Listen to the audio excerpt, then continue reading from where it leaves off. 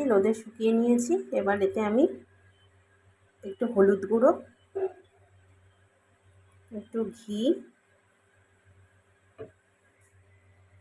আর একটু আদা কুচি দিয়ে ভালো করে এটা চালটাকে মেখে নেব।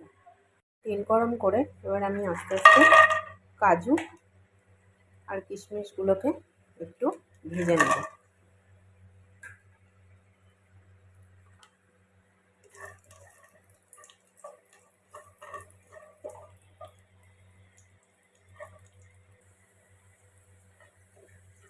এবার এগুলোকে আমি তুলে নেব।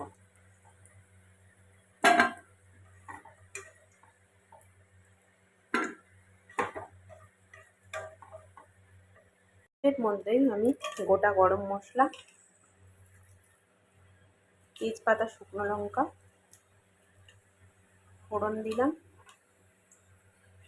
ফোড়নটাকে একটু ভেজে নিলাম।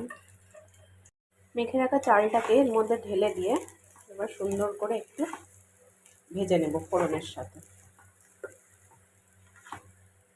বেশ একটু ভালো করে নাড়াচাড়া করে ভেজে নেব।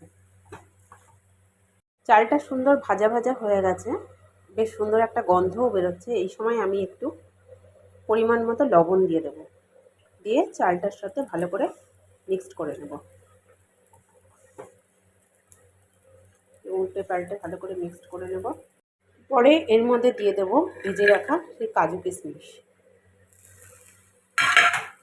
দিয়ে একটু ভালো করে নাড়াচাড়া করে নেব।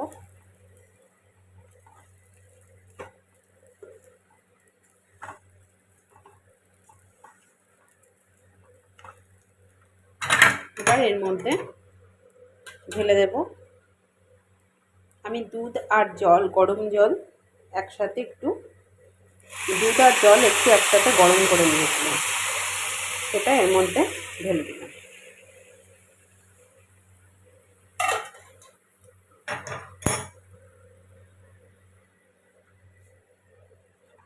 এবার এটা ভালো করে মিক্সড করে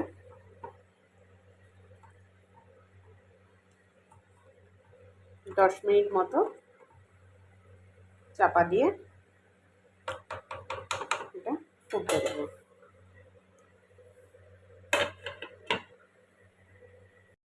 10 মিনিট পরে আমি ঢাকনাটা খুলে এর মধ্যে পরিমাণ মতো চিনি মেশাবো। একটু বেশ পোলাও তো একটু মিষ্টি মিষ্টি হবে,